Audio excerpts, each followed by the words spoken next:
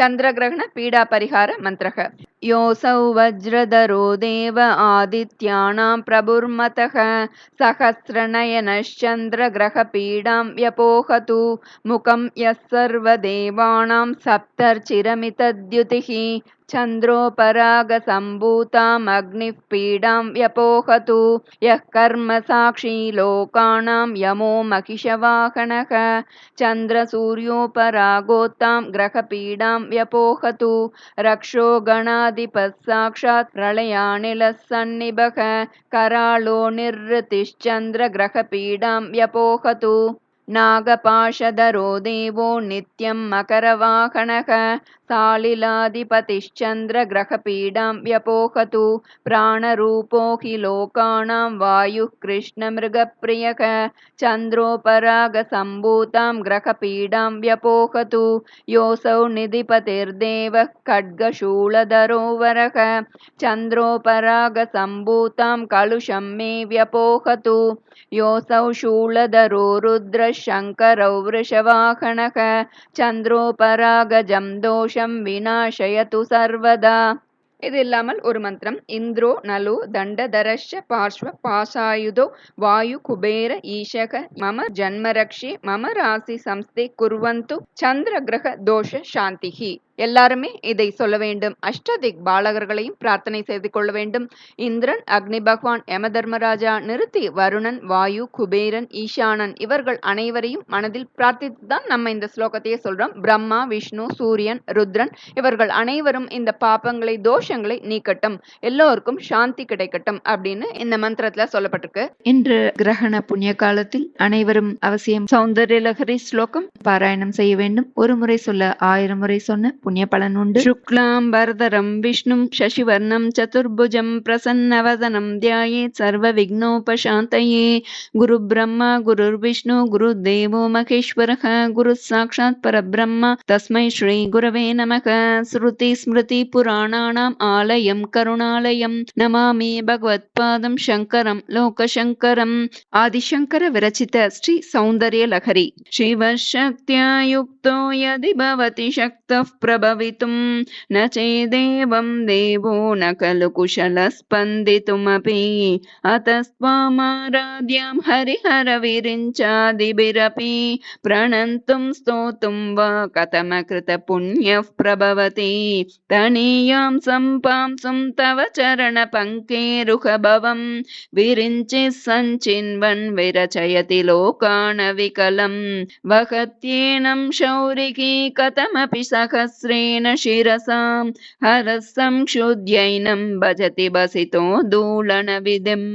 அவித்யானாம் அந்தஸ்திமிரமிஹிரத்வீபநகரி ஜடானாம் சைதன்யஸ்தபகமகரந்த ஸ்ருதிஜரி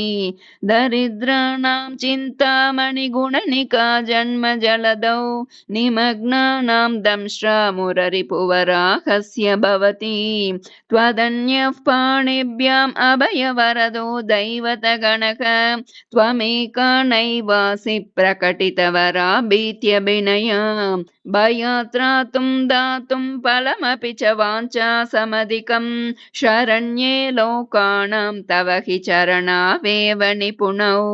हरिस्त्वामाराध्य प्रणतजन सौभाग्यजननी पुराणारी भूत्वा पुररिपुमपेक्षोभमनयत् स्मरेऽपि त्वां नत्वा रतिनयनलेह्येन वपुषा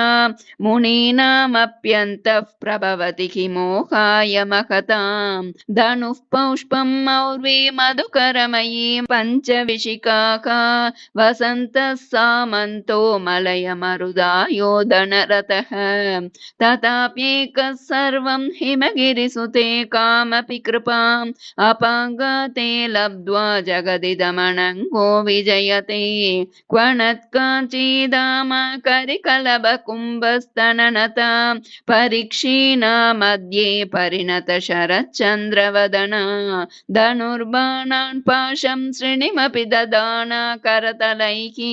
पुरस्तादास्तान्नः पुरमतितो आहो पुरुषिका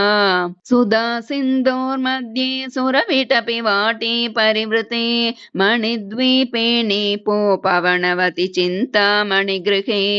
शिवाकारे मञ्चे परमशिवपर्यङ्कनिलयां भजन्ति त्वां धन्यः कतिचन चिदानन्दलहरीं महीमूलाधारे कमपि मणिपूरे हुतवकं स्थितं स्वादिष्टानि हृदि मरुतमाकाशमुपरि मनोपिब्रो मध्ये सकलमपि भित्त्वा कुलपतं सहस्रारे पद्मे सहरहसि पत्या विहरसि सुधाधारा सारैश्चरणयुगलान्तर्विगलितैः प्रपञ्चं सिञ्चन्ति पुनरपि रसाम्नाय महसः अवाप्य स्वां भूमिं भुजगणिभमद्युष्टवलयं स्वमात्मानं कृत्वा स्वपिशिकुलकुण्डे कुहरिणी चतुर्भिः श्रीकण्ठैः शिवयुवतिभिः पञ्चभिरपि प्रभिन्नाभिः शम्भोः नवभिरपि मूलप्रकृतिभिः चतुश्चत्वारिंशद्वसुदलकलाश्रत्रिवलय त्रिरेकाभिः सार्धं तव चरणकोणाः परिणताः त्वदीयं सौन्दर्यं तु हिनगिरिकन्ये तुलयितुं कवीन्द्रः कल्पन्ते कथमपि विरिञ्चिः प्रभृतयः यदा लोकौत्सुक्यात् अमरललना यान्ति मनसा तपोभिर्दुष्प्रापामपि गिरिशसायुज्य पदवीम् नरं वर्षीयां संनयन विरसं नर्म सुजडं तवापाङ्गालोके पतितमनुधावन्ति शतशः गलद्वेणी बन्धः कुचकलश विस्रस्तसिचया हठात् काञ्च्यः विगलितदुकूला युवतयः क्षितौ षट्पञ्चाशद्विसमधिकपञ्चाशदुदके हुताशे द्वाषष्टिः चतुरधिकपञ्चाशदनिले दिवि द्विशत्रिंशत् मनसि च चतुष्षष्टिरिति ये मयूकास्तेषामप्युपरि तव पादाम्बुजयुगम् शरज्योत्स्ना शुद्धां शशियुतजटाजूटमकुटां वरत्रासत्राणस्फटिकगुटिका पुस्तककरां सकृन्नत्वा नत्वा कथमिव सतां सन्निदधते मधुक्षीरद्राक्ष मधुरि मधुरीनः पणितयः कवीन्द्राणां चेतः कमलवनबालातपरुचिं भजन्ते ये सन्तः कतिचितरुणामेव भवतीं विरिञ्चिः प्रेयस्य तरुणतरशृङ्गारलहरी गभीराभिर्वाग्भिर्विदधति सतां रञ्जनममी सवित्रेभिर्वाचां शशिमणिशिलाभङ्गरुचिभिः वशिन्याद्याभिस्त्वां सहजननि सञ्चिन्तयति यः सकर्ता काव्यानां भवति महतां भङ्गिरुचिभिः वचोभिर्वाग्देवी वदनकमला मोद मधुरैः तनुच्छायाभिस्ते तरुणतरुणे श्रीसरणिभिः दिवं सर्वाम् उर्वीमरुणिमणिमग्नां स्मरति यः भवन्त्यस्यत्रस्यद्वनहरिण शालीननयनाः सहोर्वश्यावश्य कति कति न गीर्वाणगणिकाः मुखं बिन्दुं कृत्वा कुचयुगमदस्तस्य तददः हरार्धं ध्यायेद्यो हरमहिषिते मन्मथकलां ससद्यः संक्षोभं नयति वनिता इत्यति लघु त्रिलोकीमप्याशुभ्रमयति रवीन्दुस्तनयुगां किरन्ति मङ्गेभ्यः किरणनिकुरुम्बामृतरसं हृदि त्वामादत्ते हिमकरशिलामूर्तिमिव यः ससर्पाणां दर्पं शमयति शकुन्तादिप इव ज्वरप्लुष्टान् दृष्ट्या सुखयति सुधाधारशिरया तटिल्लेका तन्मीं तपन शशि वैश्वानरमयी निषण्णां षण्णामप्युपरि कमलानां तव कलां महापद्माटव्यामृदितमलमायेन मनसा महान्तः पश्यन्तर्ददति परमानन्दलहरीं भवानि त्वं दासे मयि वितरदृष्टिं सकरुणाम् इति स्तोतुं वाञ्छन् कथयति भवानि त्वमिति यः तदैव त्वं तस्मै दिशसि निज सायुज्य पदवीं मुकुन्द ब्रह्मेन्द्र स्फुटमकुटनीराजितपदां त्वया कृत्वा वामं वपुरपरितृप्तेन मनसा शरीरार्धं शम्भोरपरमपि शङ्के हृतमभूत् यदेतत्त्वद्रूपं सकलमरुणाभं त्रिनयनं कुचाभ्यमानम्रं कुटिलशशिचूडालमकुटं जगत्सूते दाता हरिरवति रुद्रः क्षपयते तिरस्कुर्वन्नेतत् स्वमपि वपुरीशस्तिरयति सदा पूर्वः सर्वं तदिदमनुगृह्णाति च शिवः तवाज्ञाम् आलम्ब्य क्षणचलितयोर्ब्रूलतिकयोः त्रयाणां देवानां त्रिगुणजनितानां तव शिवे भवेत् पूजा पूजा तव चरणयोर्या विरचिता तथा हि त्वत्पादोद्वहनमणिपीठस्य निकटे स्थिता ह्येते शश्वन्मुकुलितकरोत्तं समकुटाः विरिञ्चिः पञ्चत्वं व्रजति हरिराप्नोति विरतिं विनाशं कीनाशो भजति धनदो याति निधनं वितन्द्री माहेन्द्री विततिरपि सम्मेलितदृशा महासंहारेऽस्मिन् विहरति सति त्वत्पतिरसौ जपो जल्पशिल्पं सकलमपि मुद्रा विरचना गतिः प्रादक्षिण्यक्रमणमशनाद्याहुतिविधिः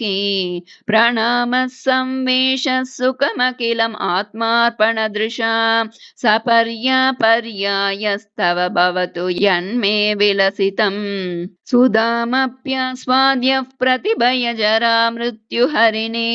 विपद्यन्ते विश्वे विदिशतमकाद्यादिविशदः करालं यक्ष्वेलं कबलितवतः कालकलना न शम्भोस्तन्मूलं तव जननि ताटङ्कमहिमा किरीटं वैरिञ्चं परिहर पुरः कैटबबिदः कठोरे कोटीरे स्खलसि जहि जम्बारि मकुटं प्रणम्रे श्वेतेषु प्रसवमुपयातस्य भवनं भवस्याभ्युत्थाने तव परिजनोक्तिर्विजयते स्वदेहोद्भूताभिर्गृणिभिरणिमाद्याभिरभितः निषेव्ये नित्ये त्वामहमिति सदा भावयति यः किमाश्चर्यं तस्य त्रिनयन समृद्धिं त्रिणयतः महासंवर्ताग्निर्विरचयति नीराजनविधिं चतुष्षष्ट्या तन्त्रैः सकलमति सन्धाय भुवनं स्थितस्तत्तत्सिद्धिप्रसव परतन्त्रैः पशुपतिः पुनस्त्वन्निर्बन्धादखिल पुरुषार्थैकघटना स्वतन्त्रं ते तन्त्रं क्षितितलमवातीतरदिदं शिवशक्तिः कामः क्षितिरतरविशीतकिरणस्मरोहं सशक्रस्तदनु च परामारहरयः अमीहृल्लेखाभिस्तिसृभिरवसानेषु घटिताः भजन्ते वर्णास्ते तव जननि नामावयवतां स्मरं योनिं लक्ष्मीं त्रितयमिदमादौ तव मनोः निधायैके नित्ये निरवधि महाभोगरसिकाः भजन्ति त्वां चिन्तामणिगुणनिबद्धाक्षवलयाः शिवाग्नौ जुह्वन्तः सुरभिघृतधाराहुतिशतैः शरीरं त्वं शम्भो शशिमिगिर वक्षोरुहयुगं तवात्मानं मन्ये भगवति नवात्मानमनघम् अतः शेषशेषीत्ययमुभय साधारणतया स्थितः सम्बन्धो वां समरसपरानन्दपरयोः मनस्त्वं व्योमत्वं मरुदसि मरुत्सारतिरसि त्वमापस्त्वं भूमिस्त्वयि परिणतायां न हि परं त्वमेव स्वात्मानं परिणमयितुं विश्ववपुषा चिदानन्दाकारं शिवयुवति भावेन बिभृशे तवाज्ञाचक्रस्तं तपनशशिकोटिद्युतिधरं परं शम्भुं वन्दे परिमिलितपार्श्वं परचिता यमाराध्यन् भक्त्या रविशशिशुचीनामविषये निरालोके लोके निवसति हि बालोकभुवने विशुद्धौ ते शुद्धस्फटिकविशदं व्योमजनकं शिवं सेवे देवीमपि शिवसमानव्यवसितां ययोकान्त्या यान्त्या शशिकिरणसारूप्य सरणेके विदूतान्तर्द्वान्ता विलसति चकोरीव जगति समुन्मीलत्संवित्कमलमकरन्दैकरसिकं भजेऽहं सद्वन्द्वं किमपि महतां मानसचरं यदालापादष्टादशगुणितविद्या परिणतिः यदा दत्ते दोषात् गुणमखिलम् अद्भ्यः पय इव तव स्वादिष्टानि हुतवहम् अधिष्ठाय निरतं तमीडे संवर्तं जननि महतीं तां च समयां यदा लोके लोकान् दहति महसि क्रोधकलिते दयार्द्राया दृष्टिः शिशिरमुपचारं रचयति तटित्वन्तं शक्त्यातिमिरपरिपन्थे स्फुरणया स्फुरन्नारत्नाभरणपरिणद्धेन्द्रधनुषम् तव श्यामं मेघं कमपि मणिपूरैकशरणं निषेवे वर्षन्तं हरमिहिरतप्तं त्रिभुवनं तवाधारे मूले सहसमयया लास्यपरया नवात्मानं मन्ये नवरसमहाताण्डवनटम् उभाभ्याम् एताभ्याम् उदयविधिमुद्दिश्य दयया सनाताभ्यां जज्ञे जनकजननी मज्जगदिदम् गतैर्माणिक्यत्वं गगनमणिभिः सान्द्रघटितं किरीटं ते हैमं हिमगिरिसुते कीर्तयति यः सनीडे यच्चायाचूरणशबलं चन्द्रशकलं तनुःशौणासीरं किमिति न निबध्नाति दिशनां धुनोतुद्वान्तं न स्तुलितदलितेन्दीवरवनं घनस्निग्धश्लक्ष्णं चिकुरनिकुरुम्बं तव शिवे यदीयं सौरभ्यं सहजमुपलब्धुं सुमनसो वसन्त्यस्मिन् मन्ये वलमतनवाटी विटपिनां तनोतु क्षेमं नस्तव वदन सौन्दर्यलहरी परिवाहस्रोतः सरणिरिव सीमन्तसरणिः वहन्ति सिन्दूरं प्रबलकबरी भारतिमिर द्विषां बृन्दैर्बन्धीकृतमिव नवीनार्ककिरणम् अरालैः स्वाभाव्यात् अलिकलभ सश्रीभिरलकैः परीतन्ते वक्त्रं परिहसति पङ्केरुहरुचिं दरस्मेरे यस्मिन् दशनरुचि किञ्जल्करुचिरे सुगन्धौ माद्यन्ते स्मरदहनचक्षुर्मधुलिकः ललाटं लावण्यद्युतिविमलमाभाति तव यत् द्वितीयं तन्मन्ये मकुटघटितं चन्द्रशकलं विपर्यासन्न्यासात् उभयमपि सम्भूय च मितः सुधालेपस्योतिः परिणमतिराकाहिमकरः भ्रुवभुग्ने किञ्चित् भुवनभयभङ्गव्यसनिनि त्वदीये नेत्राभ्यां मधुकररुचिभ्यां धृतगुणं धनुर्मन्ये सव्येतरकरगृहीतं रतिपतेः प्रकोष्ठे मुष्टौ च स्थगयति निगूढान्तरमुमे अहसूते सव्यं तव नयनमर्कात्मकतया त्रियामां वामं ते सृजति रजनीनायकतया तृतीया ते दृष्टिर्दरदलितहेमाम्बुजरुचिः समादत्ते सन्ध्यां दिवसनिशयोरन्तरचरीं विशाला कल्याणी स्फुटरुचिरयोध्या कुवलयैः कृपादारादार किमपि मधुरा भोगवतिका अवन्ति दृष्टिस्ते बहुनगर विस्तार विजया ध्रुवं तत्तन्नाम व्यवहरणयोग्या विजयते कवीनां सन्दर्भस्तबकमकरन्दैकरसिकं कटाक्षव्याक्षेपभ्रमरकलभौ कर्णयुगलम् अमुञ्चन्तौ दृष्ट्वा तव नवरसास्वादतरलौ असूया संसर्गात् अलिकनयनं किञ्चिदरुणम् शिवे शृङ्गारार्द्रा तदितरजने कुत्सनपरा सरोषा गङ्गायां गिरिशचरिते विस्मयवती हराहिभ्यो भीता सरसिरुह सौभाग्यजननी सखीषु स्मेराते मयि जननि दृष्टिः सकरुणा गते कर्णाभ्यर्णं गरुत इव पक्ष्माणि ददति पुराम्बे तुश्चित्तप्रशमरसविद्रावणफले इमे नेत्रे गोत्राधरपतिकुलोत्तं सकलिके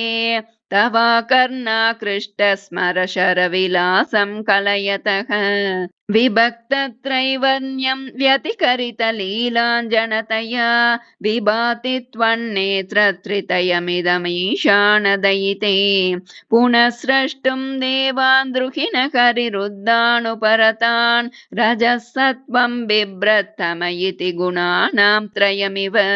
पवित्रीकर्तुं नः पशुपतिपराधीन हृदये दयामित्रैर्नेत्रैररुणधवलश्यामरुचिभिः न दशोणो गङ्गातपनतनयेति ध्रुवममुं त्रयाणां तीर्थानाम् उपनयसि सम्भेदमनघम् निमेषोन्मेषाभ्यां प्रलयमुदयं याति जगति तवेत्यातुः सन्तो धरणिधरराजन्य तनये त्वदुन्मेषा जातं जगदिदमशेषं प्रलयतः परित्रातुं शङ्के परिहृतनिमेषास्तव दृशः तवापर्णे कर्णे जपनयन पैशून्यचकिता निलीयन्ते तोये नियतमनिमेषाशपरिकाः इयं च श्रीर्बद्धच्छदपुट कवाटं कुवलयं जहाति प्रत्यूषे निशिच विघटय्य प्रविशति दृशाद्रादीयस्यादरदलितनीलोत्पलरुचा दवीयां संदीनं स्नपय कृपया मामपि शिवे अनेनायं धन्यो भवति न च ते हानिर्यता वने वा हर्म्ये वा समकरनिपातो हिमकरः अराळन्ते पाळियुगलमगराजन्यतनये न केशामादत्ते कुसुमशरकोदण्डकुतुकम् तिरश्चीनो यत्र श्रवणपथमुल्लङ्घ्य विलसन् अपाङ्गव्यासङ्गो दिशति शरसन्धानदिशनाम् स्फुरद्गण्डाभोगप्रतिफलितताटङ्कयुगलम् चतुश्चक्रं मन्ये तव मुखमिदं मन्मथरथम् यमारुह्य द्रुह्यत्यवनिरतमर्केन्दुचरणम् महावीरो मारः प्रमथपतये सज्जितवते सरस्वत्या सूक्तिरमृतलहरी कौशलहरीः पिबन्त्या शर्वाणि श्रवणचुलुकाभ्यामविरलम् चमत्कारश्लाघा चलितशिरसः कुण्डलगणो जनत्कारैस्तारैः प्रतिवचनमाचष्ट इव ते असौ नासा वंशस्तु किनगिरिवंशध्वजपटे त्वदीयो नेदीयः फलतु फलमस्माकमुचितम् वहत्यन्तर्मुक्ता शिशिरकरनिश्वासगलितं समृद्ध्य यत्तासां बहिरपि समुक्ता मणिधरः प्रकृत्या रक्तायास्तव सुदति दन्तच्छदरुचेः प्रवक्ष्ये सादृश्यं जनयतु फलं विद्रुमलता न बिम्बं तद्बिम्बं प्रतिफलन रागादरुणितं तुलामध्यारोढुं कथमिव विलज्जेत कलया स्मितद्योत्स्नाजालं तव वदन चन्द्रस्य पिबतां चकोराणामासीत् अतिरसतया चञ्चुजडिमा अतस्ते शीतांशोरमृतलहरीम् आम्लरुचयः पिबन्ति स्वच्छन्दं निशि निशिभृशं काञ्चिकधिया अविश्रान्तं पत्युर्गुणगणकथां रेडन जपा जपा पुष्पच्छाया तव जननि जिह्वा जयति सा यदग्रासीनाया स्फटिकदृशदच्चच्च विमयी सरस्वत्या मूर्तिः परिणमति माणिक्यवपुषा रणे जित्वा दैत्यान् अपहृतशिरस्त्रैर्कवचिभिः निवृत्तैश्चण्डांश त्रिपुरहर विमुखैः विशाखेन्द्रोपेन्द्रैः शशिविशदकर्पूरशकला विलीयन्ते मातस्तव वदनताम्बूलकबलाः विपञ्च्या गायन्ति विविधमपदानं पशुपतेः त्वयारब्धे वक्तुं चलितशिरसा साधुवचने तदीयैर्माधुर्यैरपलपित तन्त्रीकलरवां निजां वीणां वाणी निचुलयति चूलेन निभृतं कराग्रेण स्पृष्टं तुहिनगिरिणा वत्सलतया गिरीशेनोदस्तं मुकुरदरपाणाकुलतया करग्राह्यं शम्भोर्मुखमुकुरवृन्तं गिरिसुते कथङ्कारं ब्रूमस्तव चुबुकमौपम्यरहितं भुजाश्लेषान्नित्यं पुरदमयितुः कण्टकवती तव ग्रीवा दत्ते मुखकमलनाळश्रियमियम् स्वतश्वेता काला गुरुबहुलजम्बालमलिना मृणालीलालित्यं वहति यददोहारलतिका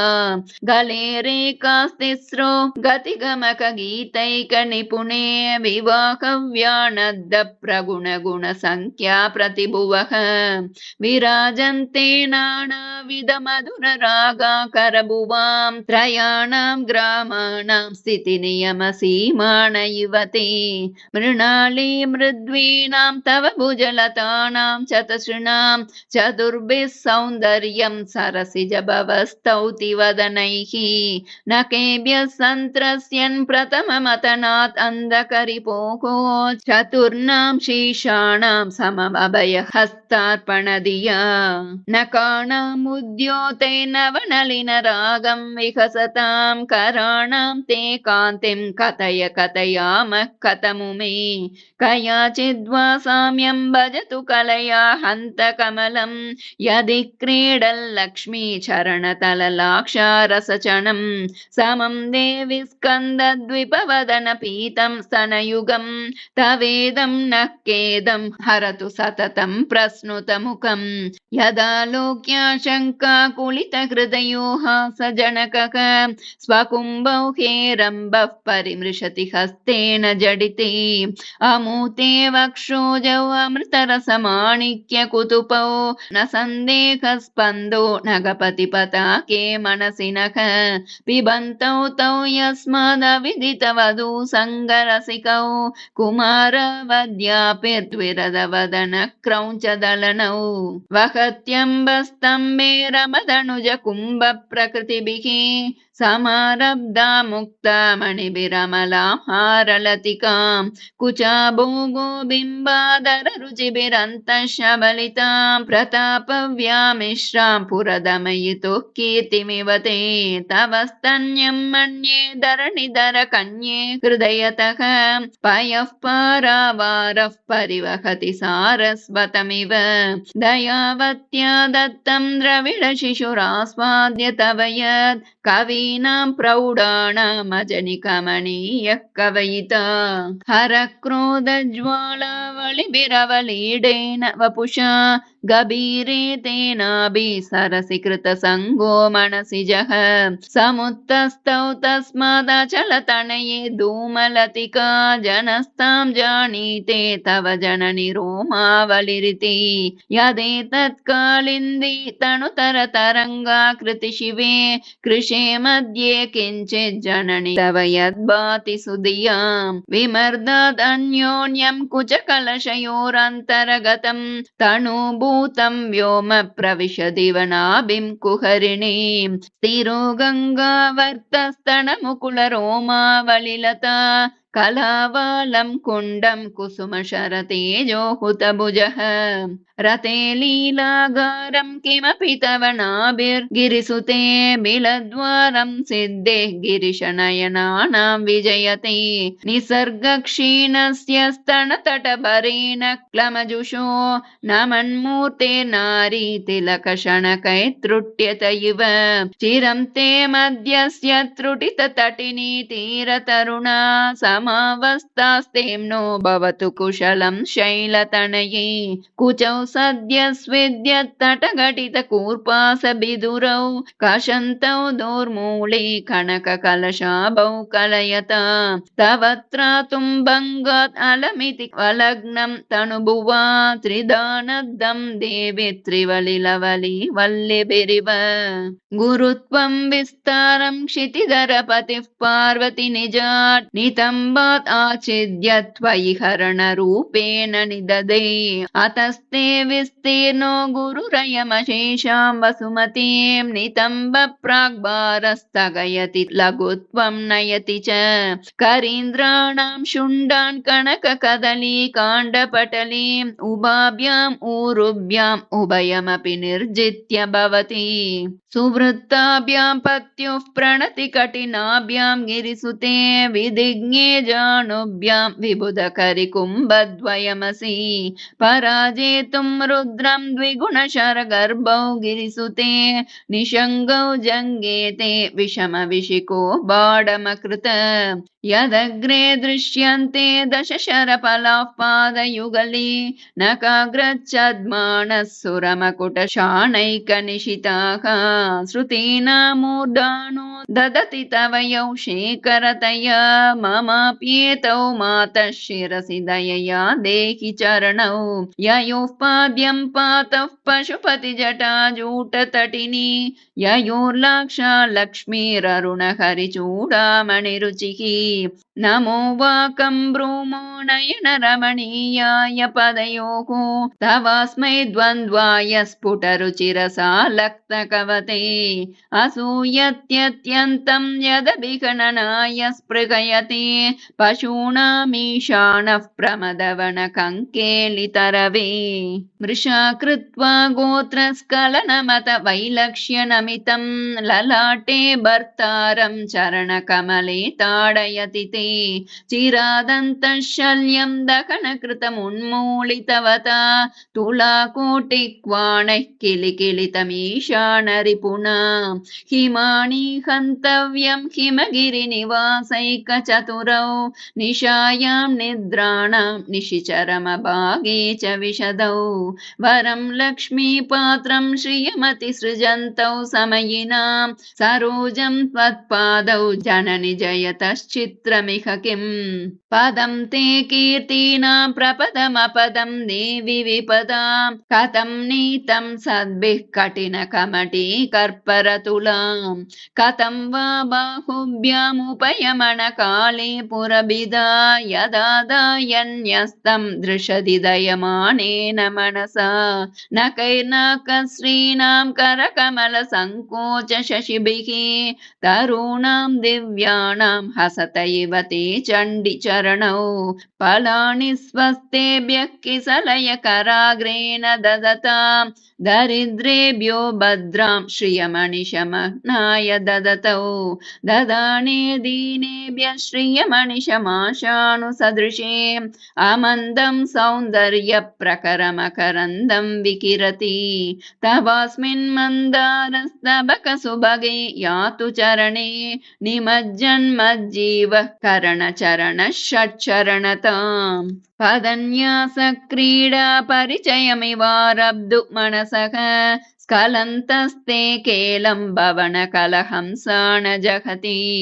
अतस्तेषां शिक्षां सुभगमणिमञ्जीररणितः चलाता चक्षाणं चरणकमलं चारुचरिते गतास्ते मञ्चत्वं द्रुहिणहरिरुद्रेश्वरभृतः शिवस्वच्छाया घटितकपटप्रच्छदपटः त्वदीयानां भासां प्रतिफलनरागारुणतया शरीरे शृङ्गारो रस इव दृशां दोग्धिकुतुकम् अराळकेशेषु प्रकृतिसरला मन्दहसिते शिरीशाभाचित्ते दृशदुपलशोभा कुचतटे वृषं तन्वी मध्ये भृतुरुरसिजारोह्य विषये जगत्रातुं शम्भोर्जयति करुणा काचिदरुणा कलङ्कः कस्तूरी रजनिकरबिम्बं जलमयं कलाभिः कर्पूरैर्मरकतकरण्डं निबिडितम् अतस्त्वद्भोगेन प्रतिदिनमिदं रिक्तकुहरं विधिर्भूयो भूयो निबिडयति नूनं तव कृते पुरारातेरन्तः पुरमसि ततस्त्वच्चरणयोः सपर्यमर्यादा तरलकरणानाम् असुलभा तथा ह्येते नीता शतमकमुखा सिद्धिमतुलां तव द्वारोपान्तस्थितिभिरणिमाद्याभिरमराः कलत्रं वैदात्रं कति कति भजन्ते न कवयः श्रियो देव्याः को वा न भवति पतिः कैरपि धनैः महादेवं हित्वा तव सति सतीनामचरमे कुचाभ्यामासङ्गः कुरवकतरोरप्यसुलभः गिरामाहुर्देवीं द्रुहिणगृहिणीम् आगमविदो हरिः पत्नीं पद्मां हरसहचरीम् अद्रितनयां तुरीया कापि त्वं दुरधिगम निस्सीम महिमा महामाया विश्वं भ्रमयसि परब्रह्म महिषी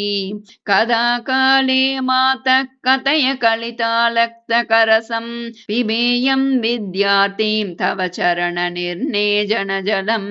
प्रकृत्या मूकाणामपि च कविता कारणतया कदा दत्ते वाणी मुखकमलताम्बूलरसतां सरस्वत्या लक्ष्म्या विधिहरिसपत्नो विहरते रतिः पातिव्रत्यं शिथिलयति रम्येन वपुषा चिरं जीवन्नेव क्षपितपशुपाशव्यतिकरः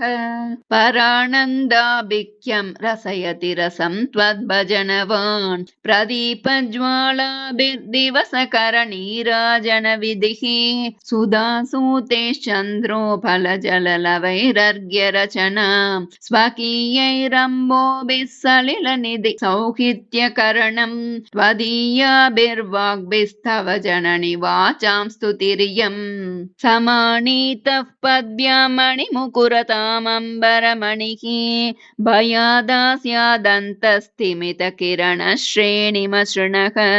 ददाति त्वद्वक्त्रः प्रतिफलनमश्रान्तविकचं निरातङ्कं चन्द्रान् निजहृदयपङ्केरुहमिव समुद्भूतस्थूलस्तनभरमुरश्चारुहसितं कटाक्षे कन्दर्पः कतिचन कदम्बद्युतिवपुः हरस्य त्वद्भ्रान्तिं मनसि जनयन्ति स्म विमलाः भवत्या ये भक्ताः परिणतिरमीषामि यमुमे निधे नित्यस्मेरे निरवधिगुणे नीतिनिपुणे निरागातज्ञाने नियमपरचित्तै निगमैकनिलये नियत्या निर्मुक्ते निखिल निगमान्तस्तुतिपदे